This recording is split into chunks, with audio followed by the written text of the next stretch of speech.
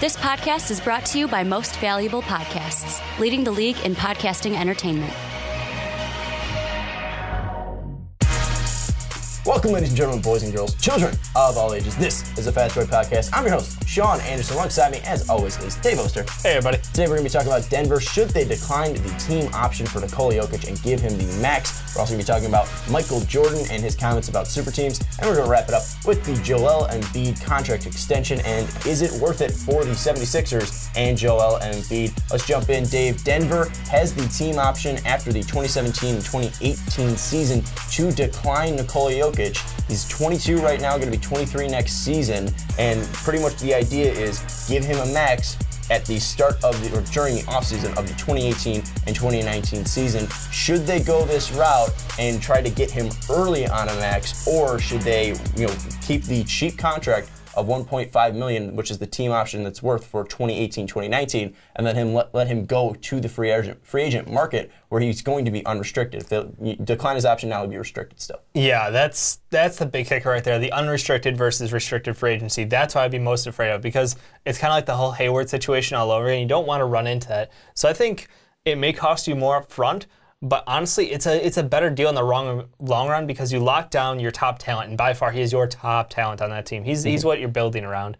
So I think, honestly, their best move is to decline the option, sign him, give him the max money, because honestly, the cap will just continue to grow, and it's not like no offense, you're not going to win a championship this year.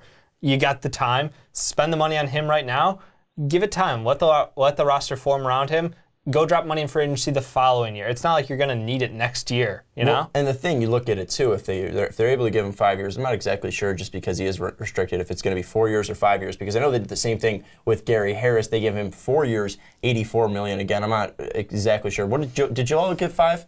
Because whatever they are able to give him, I would think they gave Joel 4. So, no, 5. So Joel got 5. So 5-year deal. Is pretty much what we're looking at. He would sign it when he's 23. He'd be 28 coming out of it. He's still in his prime then, and obviously that's going to be a max as well when he comes out of his prime, if Jokic is able to keep up this production. I just feel like it's too smart of a move to decline and then max him out, because, like you said, the cap is still going to go up, and you're going to sign him at a max that 5 years from now, when he's 28, is going to look cheap. It's a bargain. I think it's going to be around $33 million, $34 million, $35 million, something around then. Yeah. But with the cap room extending and cap room going to go up north, probably near $130 million plus. I mean, it is going to be crazy how max much of a contracts bargain could be $45 million. Yeah, how much of a bargain Nikola Jokic will be, not in 2018, 2019, but in 2022 or 2023. Yeah. So I think you look at it, and yes, it's going to cost you more money up front, and it's not really the cheapo route, as Denver, in a small market, probably should be exploring the cheapo route. But then again, you look at Utah and what you mentioned. Now Utah's depleted. None of us had them as a playoff team, even though they made the playoffs last year, was 5th seed in the playoffs last year, 4th seed in the playoffs last year. So looking at it, I don't think there's a reason not to decline his option. Yes, again, you can get him for $1.5 million, but then again, that's going to play into negotiations next year. Like, It almost is like it leaves a bad taste in his mouth, because they aren't ready to put a max money on him yet. It's like, what more do I have to do to prove to you guys I'm worth max money? I mean, he put up an amazing stretch last year for the month of March on. It was like almost 20 points a game. From March 1st to April 12th. There you go. So almost 20 points a game, almost 12 boards, 6 assists, a steal, and a block. Like, the offense ran through him. They had one of the highest offensive ratings as a team when he was starting in that stretch. Like, there's no reason that this man is not worth max money. So you might as well go ahead, embrace him, give him that confidence that, hey, we're investing in you. Yeah, something awful could happen, obviously, but let's just be positive about it, and he's worth the money. Don't play the games with him. Don't try to pinch the pennies and get that one last year out of him for a bargain rate. I think I'm also sort of burned on it, because I watched what happened to Jimmy Butler, where the front office put him through so much shit trying to get a contract, and they're like, yeah, we're going to lowball you, and if you don't take the lowball offer, we're going to cut your minutes, we're going to do all this crazy shit. I understand they're in a much better situation with Jokic right now, but it's still just the concern of something could happen.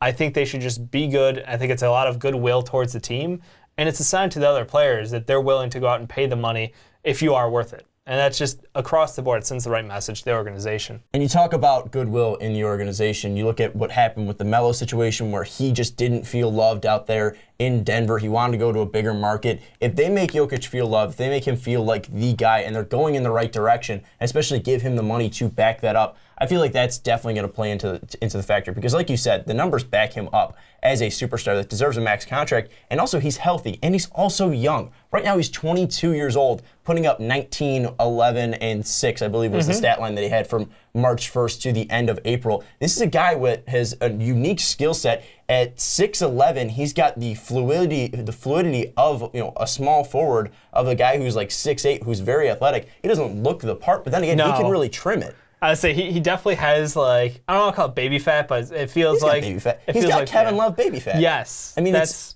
different. It's like Kevin early Love was Marc actually, Gasol. Yeah. And I think Jokic can trim up a little bit. But even absolutely. then, right now, he's still a fantastic player. Yeah. And I think just, if he trims it down a little bit more, he's just going to be able to have longer endurance. But then again, he's still playing 40 minutes, 33 minutes. So the big question with him is, okay, he has offense pretty well under his grasp. Now it's what can he provide for you defensively? Because that's obviously where the team needs to improve this year. But that's why you bring in a guy like Paul Millsap. And you look at what Paul Millsap has done throughout his career. He's been a guy that down low has been able to be a great defender. And not only is he going to be able to hide the flaws in Jokic's defensive game for the next 4 years under his contract, but also he's going to help him develop and learn the ropes. And again, if Jokic is able to slim down and bulk up, he's going to be more of a force down low. He's going to be able to put a body on you more. And again, with his athleticism, he can really grow into a nice defender. So, and I think the biggest thing about this is he's only 22 right now. Yeah. And going into that year of 2018, 2019, he's going to be 23. So it's crazy to see that this guy's going to be 23 years old. You're going to have him for 5 years. 5 years pretty much was going to be a cheapo contract because yes, you're going to go away from the cheapo contract of 1.5 million in 2018, 2019. And that hurts to do, but you're saving a lot of money in the long run. That's going to help you build a team around Jokic, and that's going to help you get guys to help shoot around him and guys who can be defenders, because you already have Gary Harris, you already have Jamal Murray, so you have a nice two guys that can be shooters. But you still need to develop this team more because you brought in Paul Millsap. That's a nice piece, but then again, I look at the Nuggets. He's aging as well. Yeah, I don't think the Nuggets are fully developed in the team that they need to be. So if Jokic is the long-term guy, and they make sure he is the long-term guy by signing this max, whether it's the next year, which we think they should do, they should just decline the option and then go to 2018, 2019 with him under a max contract. In that year from 2018, 2019 to 2023, 2024, I think that's 5 years, so I'm doing my math correctly. What are the pieces that need to be put around him? Because yes, you have Gary Harris, you have Jamal Murray. These two guys are young guys, but what are the pieces that you think will complement Jokic's play style the best? I think honestly, if you can find someone very similar to, you probably just want a three-point shooting point guard. If it's not going to be Murray, if Murray's going to be playing the 2, honestly, that's what you're looking for. And it doesn't need to be anything spectacular. You don't need an amazing passer. It's kind of like what the Bucks did with Brogdon. You don't need him to run the offense, but you need him to be a viable threat outside. And that's the thing. Like, you should be able to find those guys. You should be able to kind of grow those kind of guys up, because you don't have to trust them with 100% confidence of you're running our offense all night, every night, because you're not. Your job is to distribute the ball to Jokic, who will then run through the offense himself. That is his job. So I think if you can get a point guard who's a 3-and-D threat, amazing. That's amazing. And like you said, a younger replacement for Millsap. I'm not talking to replace him this year, but like in the long run, their window is not going to be in the next 3 years. I feel like the third year maybe, and that's if everything lines up. And that's also with what the Warriors do as well. And, right. And, the Rockets team's going to be older as well. You mean look at James Harden, he's going to be in his 30s. CP3, we don't know what player he's going to be in 3 years. Yeah. And then you look at the Spurs. Kawhi's still probably going to be there, but then again, what's going to be around Kawhi? What do you think? Do you think you go to a similar player like Paul Millsap, though? You go like similar build, or would you go in a different direction with at least the piece next to him down low? I think if you could, ideal world, you go for somebody like a high energy defender. Someone like a younger version of like Taj Gibson. That's what I'm looking for, is someone who's going to go in there, fight for boards, fight down low. So like a Morris brother. Yeah. Taj Gibson. Yeah, if you could grab one of those, That would be an excellent. I don't know how old they're gonna like be a at the Jordan. time. If they could steal Jordan Bell somehow, like that would be ideal right now. And I'm sure there'll be guys coming out of the draft, and there's guys coming up and working their ass off for it. So there are guys out there, but yeah, they need a high energy for who is mobile and who is aggressive defensively.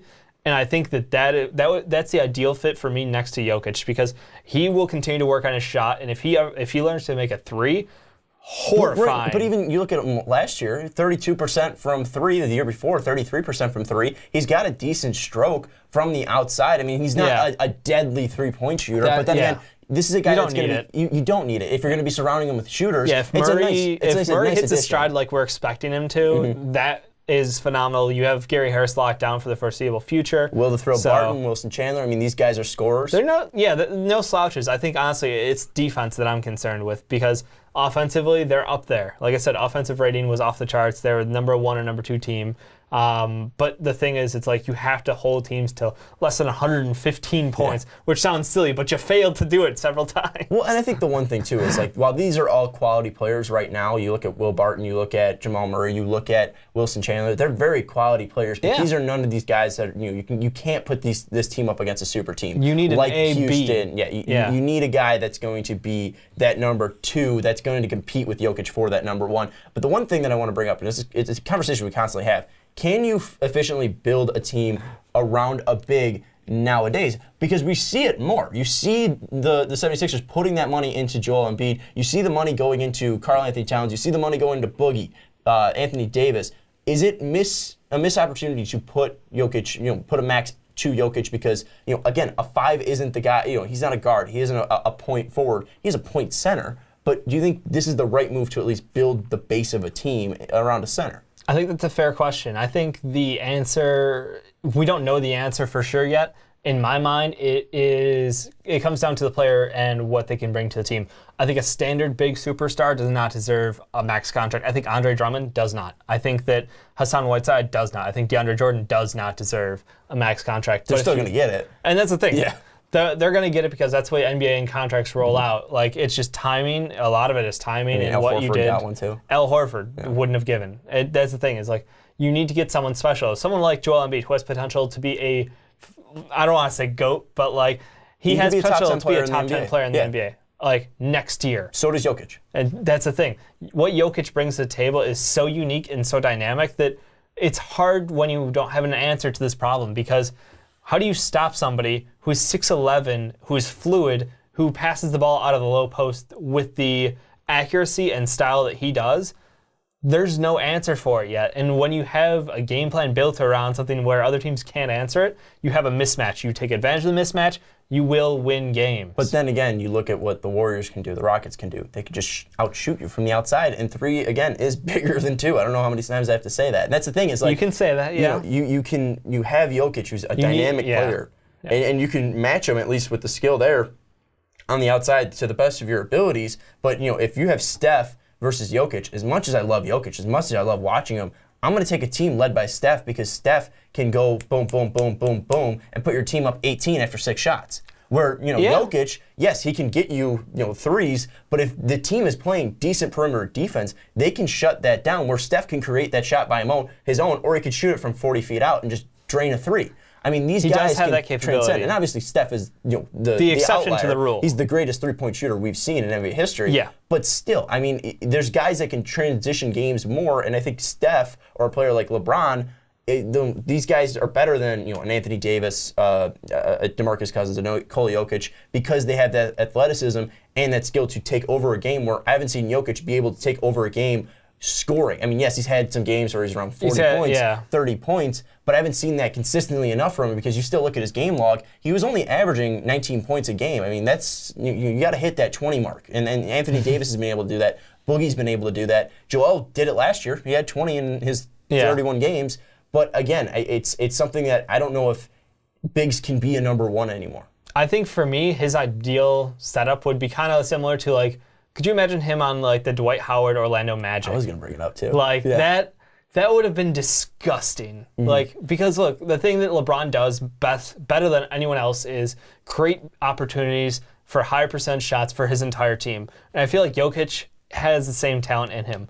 And people don't respect that out of him because of his either physique, his looks, his play style, and coming out of a center being the main distributor for a team.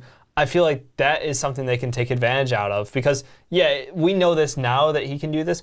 That was a 20-game sample. I mean, he did a little longer, a little less efficient over the rest of it, but yeah, he still had games where he had triple-doubles throughout the season. The thing is like, if you can have someone who improves the team around him, he's one of those guys who vastly improves the guys around him, and if you can go with 3-and-D players, I mean, I know that's asking for a lot, and I know the price is very high on them and growing, and it will only continue to grow as long as the NBA trends in this direction. Mm-hmm. But that is a scary lineup. That would be something that, and I think they've got a couple of pieces in place right now. The biggest thing, though, I think is, I think he has to really work on his scoring because, yes, he's a fantastic passer as a 5. He's a great rebounder, but the thing is that I look at him and I don't know if I can go to him last second shot, and he could be my true number 1 that's going to put the ball in the hoop. And especially, if he's going one-on-one, you're going to put a guy like, again, like you say LeBron James, Kevin Durant, Kawhi Leonard, you're going to put your best defender on him. I don't trust a 6'11", center to be my best guy to either box down a guy like Kawhi Leonard, Kevin Durant, or LeBron James, or take it at the top of the key and try to drive on those guys. Yeah, and I think as dangerous as he is. Yeah. I sort of agree, and I think part of this is just we haven't seen enough of him running the offense. Like, we only got a small sample last year of him truly being the one. I think this year is a lot of him going to prove it, and that's why we're saying, it's a smart move, lock it down. Last year was not a sample. Last year was not an anomaly. That is who he is, and I truly believe that he will continue to grow from there. 22. The question is like the basketball IQ of, I saw a lot of plays where he had easy shots to take, and he passed them up. Not like true Rondo, like I'm going for assist numbers, but like he hesitates in his own shot, and until he builds that confidence in his own shot and knows when he needs to take over games, that's the thing. I need that aggression out of him on a consistent basis, and then I think I would trust him more. But then again, he's only 22. Yeah. He's still developing. I don't think there's a reason that Denver should not offer him this contract, but we want to know what you think. Let us know in the comments down below, or tweet us at Most Valuable Podcast if you feel so free, if you're listening to Blog Talk Radio. But if you're in the comments, definitely hit us up down there. Does Denver need to decline Nikola Jokic's team option and give him a max right away as soon as possible? Is that the smart move? But moving on to our next topic, we're talking Michael Jordan and super teams. He's talking to Cigar Aficionado, a magazine, and he drops this quote. He said, "I think it's going to hurt the overall aspect of the league from a competitive standpoint. You're going to have 1 or 2 teams that are going to be great and another 28 teams that are going to be garbage. Or they're going to have enough time surviving in the business, or they're going to have a tough time surviving in the business environment." Luckily, we're not reading. We're dissecting his comments. Yeah. And looking at this, I mean, he didn't say, all 28 teams are trash. He's saying super teams in general can make the league like this. 20 teams garbage is... But what I'm saying is he didn't come out and say all 28 teams are garbage because he's currently the owner of the Charlotte Hornets and his team would be in one of those 28 teams. Well, it's literally him and the Warriors, clearly. I mean, that's what he's talking about, right? It would obviously be someone and the Warriors, and the Hornets would not be in there. I look at this, and I don't think it's a crazy thing to say. I think this is something that we all worry about, is you have 1 or 2 great teams. I mean, really, everyone is picking Warriors, Cavs. I mean, really, some people might go on the line, and most of them are going to be Boston fans saying Warriors, Celtics. Maybe someone in Houston or someone thinks, one of the big 4 in Golden State's going to get injured, so they have a different finals. But I would say probably 80% of basketball fans, probably even a little bit higher, probably 90% of basketball fans, think it's going to be the Cavs versus the Warriors in the NBA Finals. So I don't think we're even too far off from all 28 teams being garbage. I mean, really, we look at the playoffs, maybe 6 teams, both in the West and East, have a decent shot to do something magical in the playoffs this year? Yeah, I mean, that's not too far off. And I think you're right. Vegas odds, everybody's all in on Warriors and Cavs / Celtics pretty much at this point. So honestly, I wouldn't call the other teams garbage. The NBA brackets out nicely, though. You have literally the Warriors up top, then you have the challengers to the Warriors,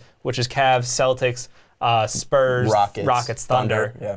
And then you literally have this mid-range of NBA teams who were good enough to make playoffs, but they're not, and I mean not, going to compete for a championship. But the thing is that mid-range, there's 5 teams that I would say are garbage, that fit that garbage thing. like that garbage, at least quota that Michael Jordan is saying. And then you obviously have the 6 teams that you mentioned. So 11 teams are either garbage or the cream of the crop. So all other, I hate doing math on these things, all other 19 teams are mediocre. And I feel like that's either you can get larger, where you're going to have 6 great teams, and then the other 5 are going to jump into that 19. So that's 24 teams are going to be all mediocre. Right. And then obviously there's going to be garbage, just because if they're all mediocre, you're going to have to compare some teams, and some teams are going to be garbage. I mean, I think honestly we're getting close to that point where even some of those 5 teams, like you look at the Bulls, like they're complete trash. The Hawks are complete trash. But even then, like the Kings, maybe Lakers, even then, those Suns, teams might be somewhat, the hype beasts. They might be somewhat competitive, at least compared to the mediocre teams. So I feel like we're getting there to the what Jordan is saying. They might not be garbage. It might be a little too harsh, but then again, compared to the Warriors and Cavs, these teams might be trash. Yeah, they're not putting up a very strong fight most nights. Like the Magic versus the Warriors. I'd say the Magic are trash. I don't know. I mean, like 12 starters. Yeah, 12 starters. I gotta get a jab in there every time. Honestly, though, I think it's strong to call them garbage. I think what you have to understand is, the NBA is kind of cyclical in the way this thing works. Like, right now, the problem is very strong and very visible for everybody that contracts and the freedom to go where you want to is creating these, like, power vacuums in the NBA. Honestly, what the NBA can do to fight this is to change the way contracts work coming off of your rookie contracts, because they have so many superstars coming into the league. Year after year, you have guys with a ton of talent. I know this year's draft is like the be-all, end-all, it would seem, and then next year there's another 4 guys who could potentially break out again. But if you can allow teams to lock down those superstars for, from age 20 to age 28, you have the first 8 years of their career basically and locked in on one team. Yes, they can leave when they're they're still in their prime, but they can still travel at that point. But at that point, it's like, we've incentivized you staying with your home team. We've done everything possible. If you want to throw away money and burn it, then go play with your friends. But the one thing I want to mention, though, is yes, I think you're completely right. But the one thing I want to mention is I feel like we're getting into that era, because we just talked about Nikola Jokic and the fact that the Denver can decline their team option and be worth $1.5 million in 2018, 2019. They can decline that option and then give him a max right now as a restricted free agent, be 5 years, around 145, 150 million. Let's just round it up to 150 million. Sure, 5 million, give or take. It'd be around 105 years, 150 million. So, and they would be locking up Nikola Jokic until he's 28 years old. So this is something where we're at least seeing this a little bit. But then again, when you say it's cyclical, I don't really know if it is cyclical, because yes, we've seen dominant teams. We're talking about the guy right now, Michael Jordan, 6 championships in 8 years. That was a dominant team, but was it really a super team like we are seeing right now? Because these are guys going in free agency, moving around. Right. That Jordan team was built through trade. Scottie brought in through a trade during the draft. Dennis Rodman, I'm not entirely sure because I wasn't alive. He was from Detroit. But was he a trade? He was, I can't remember if it was a trade or was it San Antonio? It was Detroit, San Antonio, Chicago, I feel like. Okay. But anyways, I wasn't around. Don't blame me. But again, if it was even a free agency signing and Dennis Rodman came over through free agency, he was like one of the first guys. You look at Boston back in the days when Bill Russell won 10 championships. Those were all through the draft, but that was because there was like 6 teams in the NBA back then. There was like 8 teams in the NBA. All of these super teams have been built because of the drafts and because of exploiting the draft and drafting these guys. Like you look at Los Angeles when they drafted Magic, they traded a ton, exploited the draft, got Magic Johnson, and they built around him and Kareem. It's just something where back then there's always an exploit to build a super team, but I feel like right now it's at its worst where you have 6 super teams and then, again, just complete trash or mediocre teams below there because of free agency and because of trading. And I feel like what you mentioned is obviously going to soften it a little bit, but I don't know if that is the end-all be-all, because then again, it's not like those guys are going to win championships if they stay with their hometown teams. They might not. And just small correction, he was traded, Dennis Rodman, from the Spurs to the Bulls. That was the Will Perdue trade. Okay. But no, honestly, the thing is, like, there's periods of time in the NBA. For me, I'm thinking of like the 2000 era, the post-Jordan era was when it was like, oh, well, we got Kobe and Shaq now, and then they break up. That was and a then big trade. That was a big trade for Shaq. Oh no, Shaq was a free agent, wasn't Shaq chose. Okay, so Shaq chose. So that was like another one, probably the biggest free agency. But then you ended up with them breaking up, and then you go over and you look at the Detroit Pistons were mostly made within their own team. Yeah, I think Rashid came over. Yeah. Because he started with Portland, but Ben Wallace, Rip, and Chauncey, I think, were all drafted by Detroit. And then we keep going with like those 6 years. So we had the Heat, who obviously got Shaq, but I mean, that was pretty much a old trade school. with Lamar Odom going to the Lakers. But still, the majority of that team was home built. I mean, that was something putting them over the top, basically. One trade over the top, one trade over the top. That's what we're seeing. Gasol and Kobe together, and then eventually when they split. Spurs are probably the only one that like was the truly Spurs through are the just, draft. yeah. I mean, you had Manu, Tim, and then Tony, and those guys were all drafted by the Spurs. And then obviously they added pieces, but none of them were major pieces because the three guys were Tony, Tim, and Manu. So, but then we hit the modern era of the Miami Heat taking my talents down to South Beach. We all thought that was the end of the NBA competition. We're like, oh, well, why is there even why is this thing, and when will this end? And then again, that was not only 5, two not guys. 6, not 7. That was LeBron and Chris Bosh because D Wade was already there. Exactly. And then mostly, well, he chose to resign. Yeah, but mostly of everyone else on that team was like pretty much already a Miami Heat. They cycled through a lot of free agents. Yeah, but then again, it was like Mike Miller and then Ray Allen ring chased some once, glue guys. But we saw that with Gary Payton and Karl Malone back with the Lakers. Yeah. I mean, I feel like now we're reaching that peak, and it was probably because of Kevin Durant. I mean, sorry, bud, I'm not trying to blame you, but it was probably this is what opened the floodgates completely because Warriors built through the draft. They added one piece, but then again, they just did such a good job of doing it. Yeah. And now we're seeing all these trades to match up with it because all these guys are young. So I think the Warriors started cyclically because, again, we look back at it, Bulls added a piece with Rodman, Lakers added a piece with Shaq, Miami added a piece with Shaq. And then maybe a little bit of the Heat diverged from that, adding Bosh and LBJ. But then again, you look at the Warriors starting the cycle again of super teams. It was only one piece. I honestly think it's less than here's the thing. Here's why I have hope for the future of the NBA. I feel like the Warriors were just one step ahead of the curve as far as how to game plan and how to actually play because they were the first ones to truly adopt the three-point shot as this is how we're going to win games. We're just going to outshoot them, period. Yeah, we're going to play great defense and outshoot you. Yep. They were just ahead of the curve. That's why the first year was so shocking. That's why it was so crazy to be like, there's no way they can keep doing this. And then they kept it up. The pace was great. They had the right guys on the team to do it. And then we watched what happened.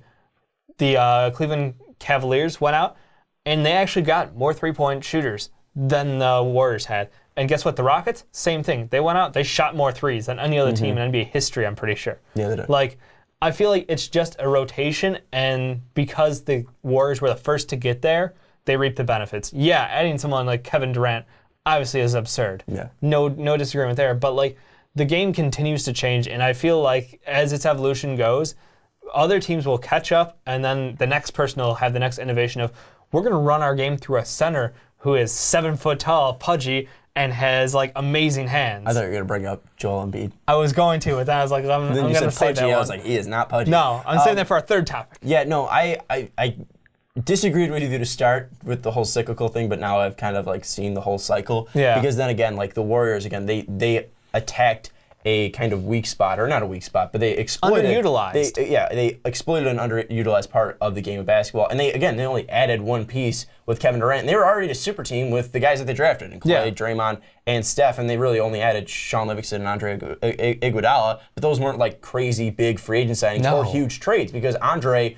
already left the 76ers on the Nuggets, unhappy, needed to go to somewhere. Livingston, coming off that injury, really wasn't that big of a piece anyways, anywhere he was, and then he found his home with the Warriors. Again, I think they just had the right culture. You talked me out of the cycle thing. But let us know what you think about the super teams, because again, it's a problem right now in the NBA, but it's not like it's boring basketball. We're still having a fun time. Absolutely. This is the best offseason we had, so it was crazy. I'm really not complaining. I don't think Dave's complaining, but let us know what you think about super teams in the comments below. Are you on the side of MJ? Do you think it's going to be 2 teams and then 28 garbage teams? Or do you think we're going to see a lot what we're having right now where it's 6 teams and then, a couple mediocre or 24 mediocre teams? Even the bad teams have hope, though. That's the best part about it. Magic might make the playoffs. Well, that just doesn't even make sense. I saw someone's hot take, and it was saying the Magic were making the playoffs, and I just said, lol.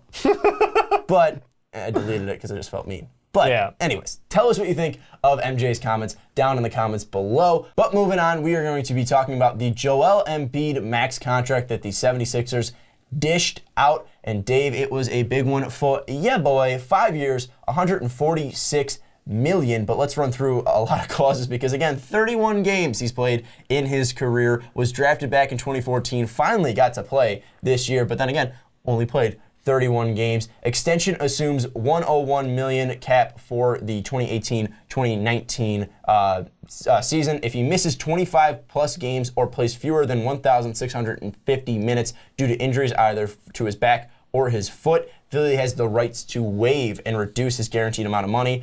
He's guaranteed $84.2 million if waived after 2018-2019, $98.2 if waived after 2019-2020, $113 million after 2021, and then $129.4 million if waived after 21-22. There's also a couple more, but it's not a big deal. Also, if he reaches MVP or first team All NBA, he gets like a 30% max. Yep. But all in all, there are some clauses if he does get hurt. So it's not awful.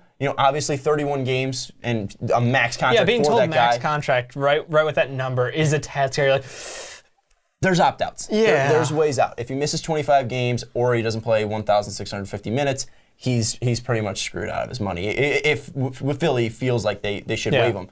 Is he worth the contract, though? Because, again, we only saw him for 31 games. Yeah. We saw him for 31 games, but in those 31 games, he was a dominant force. He was, I would argue, one of the most entertaining players in the NBA top 10 already. But does that mean money? It translates to money because it translates to ticket sales, it translates to attendance. All were directly affected by whether Joel Embiid would be there. And to be honest, he did play a lot of home games. It also transfers to Trust the Process t-shirts. TTP, baby, all that merch. No, he was amazing, and I get it. He only played 31 games, and I'm looking forward to his new year. Well, he's entirely healthy right now, and honestly, like being able to do that in limited minutes, and again, that was the thing. He was on a minutes restriction, and he still was taking over games. And if him doing that was honestly, I'm just trying to find a nice way to say like, is there a counter argument to he could get hurt? Well, if he gets hurt, then the money's gone. But then again, it's not completely gone. No. They still have to waive him, and he's still still guaranteed $94 million. If he gets injured this year, which, I mean, again, it's possible. He hasn't been healthy. Stronger than ever. Wasn't healthy in his freshman year of Kansas. Sean's a hater. Wasn't healthy in his 2014 year. Wasn't healthy in his 2015 year. Took him 2 years after being drafted to finally play in the NBA. He was been injured for 3 straight years. But he looks like he does great. look like a completely different player than he was when he was drafted. Completely. He looks more fluid out there. He has a great jump shot. But one thing that I want to say, and you didn't have a jump shot at all coming out of Kansas. No. But one thing I want to say is you look at, I'm going to use the NFL as an example. You look at a guy like J.J. Watt. This is a freak of nature. The best probably defensive player in the NFL. Yeah. But 2 straight years, he has gone out with season-ending injuries. And it's because he's getting so big. He's so big for his body. And Embiid, it doesn't matter how great he is on the court. He is a liability out there because of his health. And yes, he's a freak of nature, but that doesn't mean freak of natures can stay healthy. Andre the Giant was a freak of nature, and the guy died so early on in his life. And it's a sad, tragic thing. And I know, obviously, Joel Embiid isn't as big as Andre the Giant was. He's actually healthy. I mean, he's working out and all this stuff. He's moving. He's not like drinking beer cans like they're like apple juice boxes. But the thing is that these guys, they aren't built to last. They are stacked like don't you want like him? A tower. Well, you can have him because if you don't lock him down. How long am I actually going to have him? Because I've only seen him for 31 games in the past 3 years. Right, but to be fair, last year they literally kept him out of games because of their choice, because of where they want to be in the draft. But then again, I mean, can't they? His first year was redshirted basically because of his injury. His second year, injury again. But I feel like if you had played him if he had been injury free, I don't know that I would have wanted that Joel Embiid on the floor, to be honest. The way he changed his game, the way he built up physically, like he was as skinny as like Thon Maker was coming out. I mean, he was a twig and he's completely evolved. Mm-hmm. And right now, I think if you can have the most dominant force for some of your games, what gives you the best chance to win? Joel Embiid on the court. So if you can pay him money and guarantee that he will be on your team, I don't even care. Like the game count, obviously you want to be above 50, 60 games. I get that.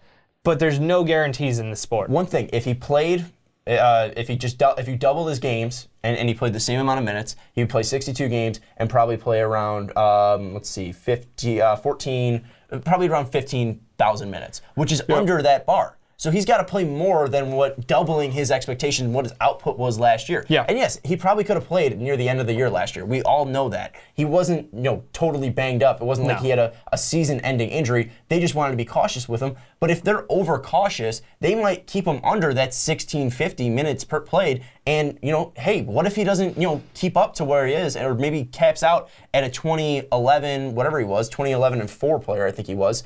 20, he did that in 25 minutes a game. Yeah, well, but then again, he put up 20 points, if you're restricting his minutes, in 25 minutes. If you're restricting his minutes to 25, which seems like you're trying to do, and he's only playing like 62 games, he might not hit that 1650 that you're looking for, and that's something that they can opt out, because if he's not performing and he's only staying around that 27 and 2 mark, this is something that they can cut because he's not performing to the expectations that they signed him to.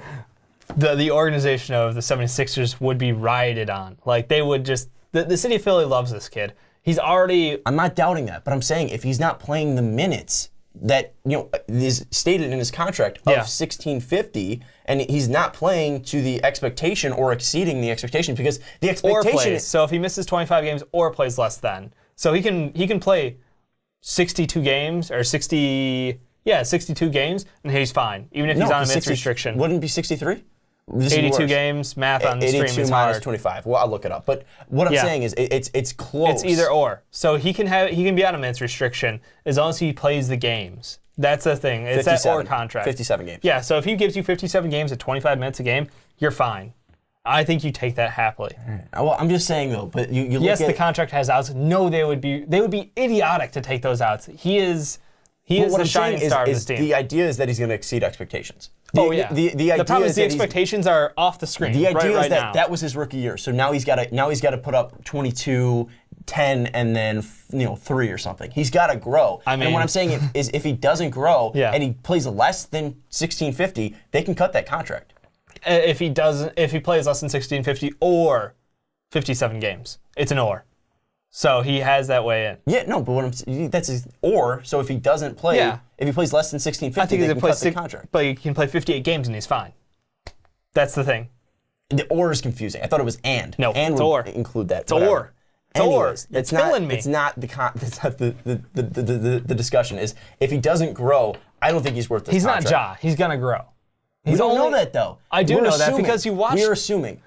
Look at his form when he was at college. Look at his form. Look at his form last year. now. I'm just saying. Look at his form in the preseason. I'm looking at what he did last year. Still good. Can he still grow? Oh yeah. But where does he need to grow in his game? That's the thing. That's what I'm trying to get to. Is we saw Joel Embiid at 24 years old in his rookie year be fantastic. And I'm not doubting that he wasn't fantastic. But then again, if he doesn't grow, and this is what you're getting, is he worth $146 million if he's not going to be ridiculously healthy and you're putting him on a minutes restriction? Yes, still is. I don't care. The number doesn't matter because contracts in the NBA are silly and it's all timing based. Like Hassan Whiteside got a near max contract because he just lined up in the right time. Is he worth it? Absolutely not in my mind. But he got it and he deserves it now because that's the way the NBA works. So Joel Embiid, because the stars lined up right and because he had a phenomenal stretch of games, absolutely earned this money. And they put in all these contract exclusions and ways to back out of the deal. But I honestly don't expect them to be needed. I think that he will be able to go out there, be healthy. He's built up his body. He's trained hard every season. Like, it's entirely based on him being a constantly healthy player. I know it's not easy to sustain at his frame and his stature, and especially his play style. But every cent of that is worth it if you get Joel Embiid out there in your games because he gives you the highest chance to win a game. And disclosure, I'm rooting for Joel Embiid. I hope he plays. He's just playing devil's advocate right now. He's getting really mad. I'm trying to play devil's advocate. I don't think he's going to regress. I don't think he's going to stay stagnant. I think he's going to grow because you look at what he's been doing with the preseason with Markelle Fultz and Ben Simmons. He's acting like a fucking point guard out there, and he's 7 feet tall. He's taking their foul shots. Like, he's out there flagrant one. We're gonna send Joel Embiid to the line. And what? He was like 13 or 14. Yeah. I think one of his preseason games. Yeah, he's a dominant force, and I don't know anywhere. He got Hassan Whiteside to commit 3 fouls within 2.5 minutes. My biggest thing though is just that frame because again, freak of natures do not hold up. Dwight Howard was similar. Dwight Howard has not held up. Dwight Howard is not the same player he was when he was great. Yeah, but now he's 30 or 31. That's the thing though, is when Joel comes out of this contract, he's going to be 28. Yeah, that's still prime. But That's still prime, baby. Dwight was in his prime when he started regressing. Dwight also was unhappy. I think that's the difference. Like, if you keep players happy, they want to work, and they will work. Joel Embiid has the work ethic of someone who wants to do this. But Dwight Howard did not. What I'm saying, though, is the work ethic. If he overworks himself, he could put himself in a dangerous situation. Again, he's worth the contract. If this all pans out, he plays those minutes, he's going to be worth a max contract. So he could put up like 30, 15, and 7. Even if he stays at where he was. If he stays at where he was ridiculously valuable to the 76ers. And nobody's doubting it. And I'm not trying to make you doubt that. What I'm just saying, though, is just trying to play devil's advocate of freak of natures do not hold up. And you don't want him going against you. If you're the 76ers, you don't want him on a different team. Pay him the damn max. I'm just worried about him long term because Joel Embiid was fun to watch last year. For those 31 games, it was insane watching the 76ers run, but I am just nervous that this will not hold up. And when he gets to year 4, year 5 of that contract, I don't know if Joel Embiid is playing on the court. And it really doesn't matter because the 76ers aren't tied contract-wise. JJ Redick's contract, gone after this year. I forget the other bum they signed, but it's gone after the year. Who did they sign? I'm trying to think of his name because he's not even that valuable to this team. They signed him for like $13 million. Oh, I don't even know who you're talking about. Former center. Yep. For some team. Can't totally blank on his name. It doesn't matter though because he's going to play like 10 minutes.